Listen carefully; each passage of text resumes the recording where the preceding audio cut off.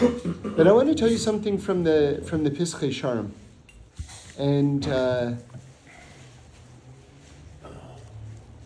it's on the subject of tzimtzum. So let me just quickly review to you what the idea of tzimtzum is, okay? So tzimtzum, is in terms of the Kabbalistic narrative of how God created the universe. This is a very important word to know. This is a very key concept. It's called tzimtzum, okay? And the idea is like this, is that God took his outer garment of light, right? It's not all of God. It's just an aspect of God. God took this outer garment of his light, and light, is energy. That's the highest divine energy. And God compacted that energy until he created the physical universe. Now, this is a very important idea, because a lot of people think that there's the spiritual, and that's one category over here, and there's the material, and that's another category over there. And what they don't understand is that it's one continuum. The spiritual becomes the physical. A very important idea, okay? And again, whenever explaining this, I always like to reference Einstein. Basically, this is E equals mc squared, okay? That's the idea that energy becomes mass. Again, God takes his divine light, or an aspect of it. That's the highest energy. And that energy then becomes mass, the physical universe. Okay? By the way, I'll just give you one more point, which is that the Nobel Prize for Physics was won in, approximately 10 years ago. It was called the God particle. Okay, the Higgs-Boggs, I don't know if I'm pronouncing it right, but the God particle is not a particle. It's a field of energy, because they asked on Einstein, they had a question on Einstein, which is that if energy becomes mass, you should be able to point to the exact moment when energy acquires mass. In other words, where is that critical turning point where the first point of energy actually becomes material? Do you understand the question? Yes. And if it's true, what Einstein is saying, you should be able to document that first moment where energy becomes material, where energy acquires mass.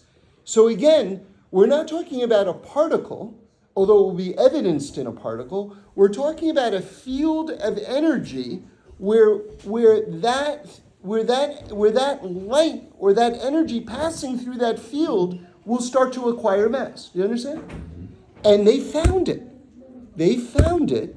And that won the Nobel Prize for Physics approximately a decade ago.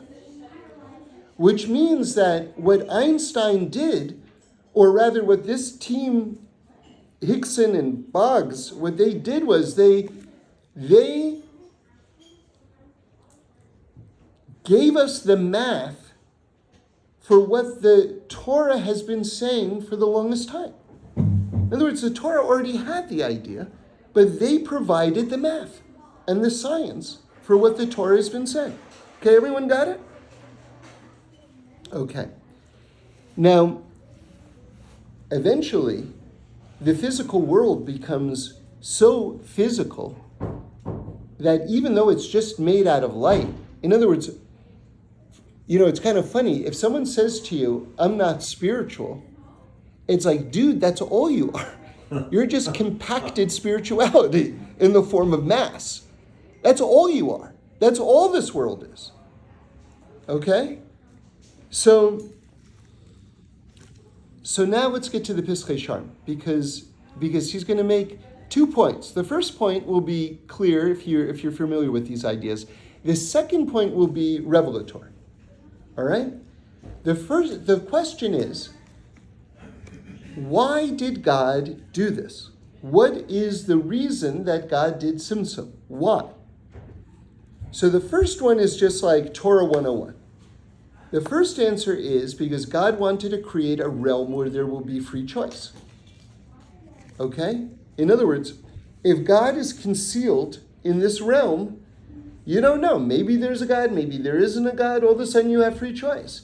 If you exist in the higher realms, like the angels, where the presence of God is totally obvious, you don't have free choice, because how can you go against God? It's so obvious that there's God. God wanted to create this realm where there would be free choice. Okay, this most people know. Fine. What we call bechira, it's free choice. But it's reason number 2, which is like, wait a second, what is this reason number 2? Reason number 2 is the following. And I'm going to explain it because it's not going to be clear the moment I say it. God did Tzimtzum in order for us to lift creation beyond time. God created this world in this way so that we can elevate creation beyond time. Or, let me put it another way. Because as this light, as this energy is becoming the physical realm, this light is acquiring different attributes, okay? Borders and measures, what they call gvulim and shirim and midos. Okay, those are the 3 words that the Pischei Sharm word uses. It's acquiring all these kind of like limitations. And one of those limitations that the light acquires on its way to becoming the physical universe is the aspect of time. Okay? In other words, time is one of those things that's going to separate the infinite from the finite. And so one of our jobs in this world, and we've got the unique ability to fulfill this job through the mitzvot of the Torah, is to endow the finite with the light of the infinite. And when we endow the finite with the light of the infinite, we lift creation beyond the dimension of time, above the dimension of time. In other words, let me now put it in more everyday language. Have you ever experienced what we call a moment? Do you know what it is to have a moment? I remember after the birth of my youngest child, I was sitting with my wife. She was out of the operating room at this point, and she was in her kind of the room that she was in. And I was just kind of sitting with her. I don't even think the baby was in the room. I think the baby was in like where they bring the babies. I was just sitting with my wife, and I'm telling you, time stopped. And I remember at a certain point, she was like, "Don't you have to go somewhere?" And I remember just not being offended by that question. I don't think she was trying to kick me out, by the way. But I just remember thinking, go someplace? Like, what do you mean? Like, I felt this sense of foreverness in the moment. Like harmony. Total harmony. Like harmony. Total harmony. Yeah. Total harmony. Yeah, that's the moment. Yeah. Yeah. And I'm sure all of you, even whether it's in your davening, because you can reach that in your davening, where all of a sudden, like I remember one time I was driving on the freeway and the sun was setting and I had to daven mincha. And it was so funny because I was listening to a shiur and it was this Gemara, I think it's from Brochas, and while I'm in this thing, like I've got to daven mincha, and I'm going 60 miles an hour. How can I daven mincha? And the shir I was listening to is, what do you do when you have to daven on the road? Wow. It was like so bizarre. And I pulled over to the side of the road and I was davening mincha, like very close to the highway, extremely close to the highway. And I remember I went to such a place during mincha, I still remember opening my eyes and being panicked because I forgot where I was. I didn't know where I was. And it was so alarming to see speeding cars in front of my face, like cars whipping by, like right in front of my face, basically. But you can get there during davening. Sometimes you just have a moment with someone who you're helping, and what you feel is you are injecting infinity, or this aspect of beyond time, into the moment. Or the forever is happening right now. And that is absolutely one of the reasons why we're in this world. To take the finite and to inject it with the infinite. And the Torah and the mitzvahs are this unique way for us to be able to lift. Remember, Rav Yitzchak Isaac Chaver, the author of the Pischei Sharm, he says very clearly, if I ask you what's eternity, most people would say eternity is like the endless stretch of time. That's the definition of eternity, the endless stretch of time. He says that's not what eternity is. Or if we want to be more precise in Hebrew, netzach. Netzach, this word. What is netzach? It's the dimension above time. Eternity is the dimension beyond time, above time. And so we'll just go one more step and then we'll wrap it up, okay? Because I was in Johannesburg for the Shabbos project, so I was thinking quite a bit about Shabbos the last few days. And I want to tell you something really cool about Shabbos because it's on this subject, and we'll end with this, okay?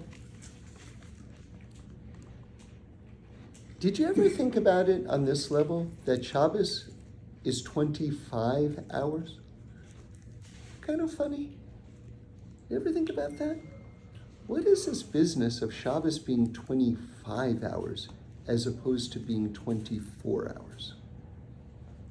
Right? Isn't Shabbos a day? And isn't a day 24 hours? So what's this business of it being 25 hours? So I want to say the following, okay? And we'll tie everything together right now.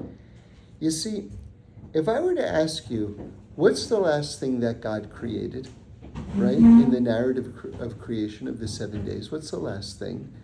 So if you knew a little bit, you would say man.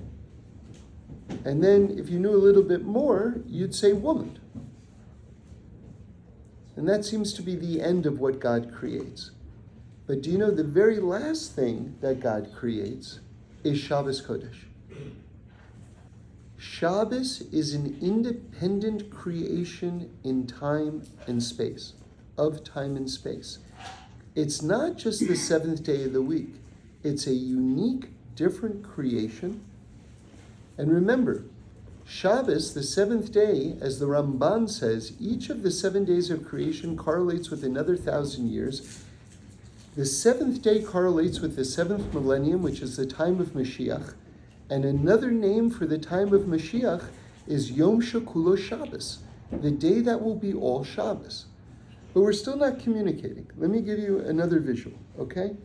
If you were to roll up a carpet and then you unfurl it, that carpet would be the first 6 days of creation. In other words, the first 6 days of creation are made out of the same fabric of time and space. The seventh day, Shabbos, is made out of something entirely different. You know, I heard Rabbi Shimon Green say something, big Rosh Hashiva, amazing. He said, he says, I can't prove it. He said, I can't prove it. But on Shabbos, I think we go someplace else. He said, it might look like where you were a moment before Shabbos. He says, but we go someplace else on Shabbos. It's kind of a wild thought, But now, I'm at the end. Why is it 25 hours and not 24 hours?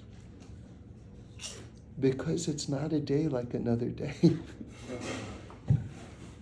You're going to a different creation in time and space. And the fact that it's 25 hours is emblematic of the fact that it's not a normal day.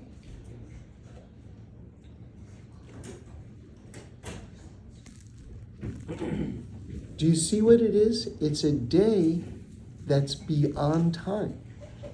It's a day that's been injected with infinity. It's a day, it's Shabbos, which mirrors and is a miniature of Yom Shekulo Shabbos, the day that will be all Shabbos, the Messianic era. It's a day that's injected with infinity. So the Alter Rav asks a question. Okay, we'll end on this. The Alter Rav asks a question. Remember, he was the dean of the Rebbes in his day. The dean of the Rebbes. He's married he's buried right next to the Baal Shem Tov. If you go to the Baal Shem Tov's kever, you've been also to the Alter Rav's kever. The Alter Rav asks a question. How is it possible that God gave us the Torah? You know why? Because the Torah is bigger than this entire world. So how did God fit something that's larger than the entire world into the world? Isn't that an amazing question? How did God fit something larger than the world into the world? And the answer is because he gave us the Torah on Shabbos. And Shabbos is a day completely without boundaries. Shabbos, which is infinite, can hold the infinite. So, I want to end with a bracha. I bless